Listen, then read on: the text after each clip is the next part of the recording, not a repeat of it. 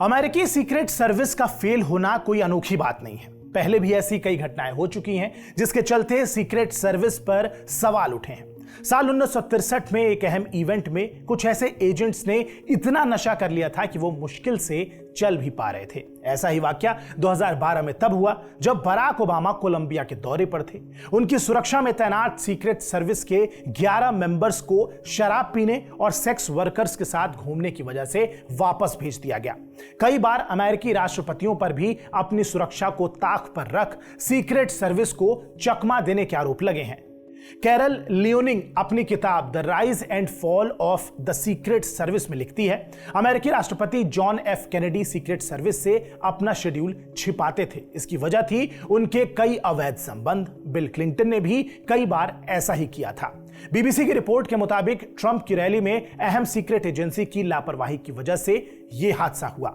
Rally में मौजूद एक चश्मदीद ने बताया कि वो घटनास्थल के बाहर था। उसने देखा कि सामने की इमारत पर एक नौजवान सीढ़ी से ऊपर चढ़ा। वो धीरे धीरे इमारत की छत पर रेंग रहा था। उसके पास एक राइफल थी जो साफ नजर आ रही थी। कई लोगों ने इस हमलावर को देखा और इसकी जानकारी पुलिस को दी थी। इसके बावजूद सीक्रेट सर्विस और पुलिस ने फौरन कोई एक्शन नहीं लिया।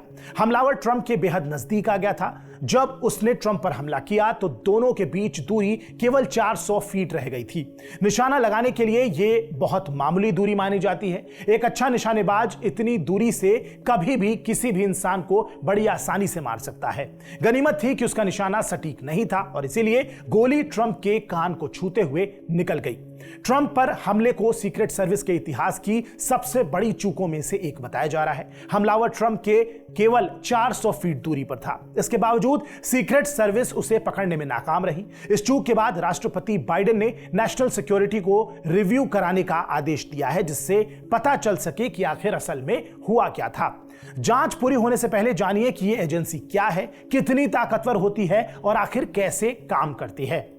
1960 का दशक अमेरिका में भारी उथल पुथल वाला रहा। इसी बीच 1961 में राष्ट्रपति चुनाव हुए जिसमें लिंकन की डेमोक्रेटिक पार्टी ने जीत हासिल की। अब्राहम लिंकन अमेरिका के 16वें राष्ट्रपति बने। उनके सामने कई चुनौतियां थी, जैसे अमेरिका में छिड़ा गृह युद्ध खत्म करना, दास प्रथा का अंत करना, नकली नोट की समस्या से जूझ रहे अर्थव्यवस्था को पटरी पर वापस लाना। न्यूयॉर्क टाइम्स की एक रिपोर्ट के मुताबिक उस वक्त अमेरिकी इकोनॉमी में 1/3 जाली नोट प्रचलन में थे। लिंकन किसी भी तरह इस मुसीबत से छुटकारा पाना चाहते थे। पड़ोसी देश मैक्सिको से जाली नोट की खेप लगातार अमेरिका पहुंच रही थी और इसी पर लिंकन लगाम लगाना चाहते थे, जिसके लिए उन्होंने एक विशेष एजेंसी बनाने का आदेश दिया। इस विशेष एजेंसी को सीक्रेट सर्विस नाम दिया गया। 5 जुलाई 1965 को सीक्रेट सर्विस अस्तित्व में आई, लेकिन इससे पहले ही लिंकन की हत्या हो चुकी थी। बहरहाल सीक्रेट सर्विस ने जाली नोट छापने वाले गिरोहों को खत्म करना शुरू किया। अगले 4 दशक तक ये एजेंसियां केवल वित्त मंत्रालय से जुड़े काम निपटाने में लगी रही, लेकिन 1901 में राष्ट्रपति मैकिनले की हत्या के बाद एजेंसी की जिम्मेदारी और बढ़ा दी गई। मैकिनले से पहले लिंकन और जेम्स गारफील्ड की हत्या हो चुकी थी।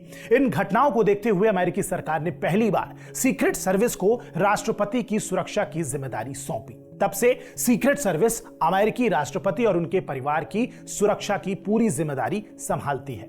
साल 2003 तक सीक्रेट सर्विस अमेरिका के ट्रेजरी विभाग के अधीन काम करती थी, लेकिन 2003 के बाद secret service homeland security department को रिपोर्ट करती है। मौजूदा वक्त में यूएस सीक्रेट सर्विस में 8300 से ज्यादा एजेंट्स हैं, जिनका काम राष्ट्रपति, उपराष्ट्रपति और उनके परिवार के लोगों की सुरक्षा करना है। इसके साथ ही राष्ट्रपति पद के प्रमुख उम्मीदवार, अमेरिका पहुंचने वाले दूसरे देशों के बड़े लोग या राष्ट्र अध्यक्षों की भी सुरक्षा सीक्रेट सर्विस के हाथ में ही होती है। ये हमेशा तैनात रहते हैं। सीक्रेट सर्विस के एजेंट्स जिस शख्स की सुरक्षा में तैनात होते हैं उसे कभी भी वो अकेला नहीं छोड़ते, फिर चाहे वो किसी निजी कार्यक्रम में हो या फिर अस्पताल में ही इलाज क्यों न करा रहा हो। यहां तक कि बाथरूम के बाहर भी सीक्रेट सर्विस एजेंट्स मौजूद होते हैं। अगर पूर्व राष्ट्रपति या उपराष्ट्रपति जेल भी जाते हैं तो सीक्रेट सर्विस एजेंट्स वहां भी मौजूद रहते हैं। अगर राष्ट्रपति किसी दूसरे देश का दौरा करने जाते हैं तो उससे कम 3 महीने पहले ही सीक्रेट सर्विस के एजेंट वहां पहुंच जाते हैं। इसके बाद वो वहां की लोकल पुलिस के साथ मिलकर सिक्योरिटी की तैयारियां शुरू कर देते हैं। राष्ट्रपति के आने से पहले ही वो किसी भी तरह की इमरजेंसी में या फिर संभावित हमले से निपटने के लिए ट्रॉमा सेंटर से लेकर सेफ रूट लोकेशन तक तय करते हैं। यूएस सीक्रेट सर्विस के एजेंट लोकल पुलिस के साथ मिलकर खतरे की भी पहचान करते हैं। जिन लोगों से भी राष्ट्रपति को खतरा हो सकता है, ऐसे लोगों की पहचान की जाती है और उन पर नजरें रखी जाती हैं। राष्ट्रपति के दौरे से कुछ दिन पहले सीक्रेट एजेंट्स उस इलाके में पहुंच जाते हैं। स्निफर डॉग्स और बम स्क्वाड भी मौजूद होता है, जो पूरे रूट और कार्यक्रम स्थल की जांच करता है। अमेरिकी राष्ट्रपति होटल की जिस फ्लोर पर रुकते हैं, तो उनके ऊपर और नीचे वाले फ्लोर सीक्रेट सर्विस के कब्जे में होती है। प्रेसिडेंट के रूम में सभी इलेक्ट्रॉनिक डिवाइस हटाकर सीक्रेट सर्विस अपने साथ लाए डिवाइसेस को लगाती है।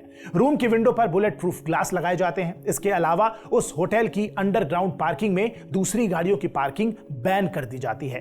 प्रेसिडेंट को गाड़ी तक पहुंचाने के लिए कवर्ड पाथ बनाया जाता है ताकि वो किसी की नजर में ना आए।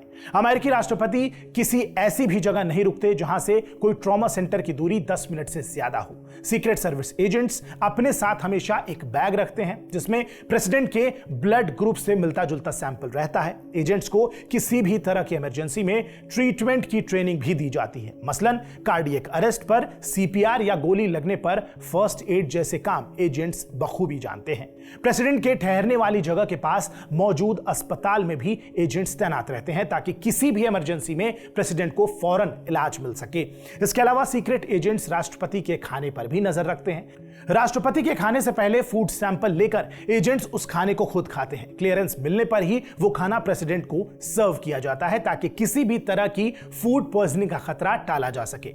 सीक्रेट एजेंट्स प्रेसिडेंट हाउस और होटल के किचन पर भी नजर रखते हैं। अमेरिका में राष्ट्रपति की मौत के बाद अगर उपराष्ट्रपति की भी मौत हो जाती है तो सक्सेशन लाइन के हिसाब से किसी कैबिनेट सदस्य को नया राष्ट्रपति चुन लिया जाता है। इस सक्सेशन लाइन के हिसाब से राष्ट्रपति और उपराष्ट्रपति के बाद स्पीकर ऑफ द हाउस का नंबर आता है। इसके बाद सीनेट के अध्यक्ष और सचिव रहते हैं। फिलहाल सरकार में कुल 18 लोग सक्सेशन लाइन यानी कि उत्तराधिकारी पद के दावेदार हैं। नियम के मुताबिक ये कैबिनेट सदस्य कभी भी एक साथ इकट्ठा नहीं होते। जब भी कभी ऐसी मीटिंग की जरूरत होती है तो एक न एक कैबिनेट सदस्य को किसी अज्ञात जगह पर छिपा दिया जाता है। यह अज्ञात जगह कौन सी होगी, इसका फैसला सीक्रेट सर्विस के अधिकारी लेते हैं। ऐसा इसलिए किया जाता है ताकि हमले की स्थिति में राष्ट्रपति पद का एक दावेदार बचा रहे। अमेरिकी राष्ट्रपति, उपराष्ट्रपति या उनसे जुड़े परिवार के सदस्य अगर चाहें भी तो सीक्रेट सर्विस को खुद से अलग नहीं कर सकते। अमेरिकी कानून उनको ऐसी इजाजत नहीं देता है। बहरहाल हमारी इस रिपोर्ट पर आपकी क्या राय है, कमेंट करके हमें जरूर बताएं। बाकी देश और दुनिया की तमाम बड़ी अपडेट्स के लिए आप सब्सक्राइब कीजिए TV9 डिजिटल। नमस्कार।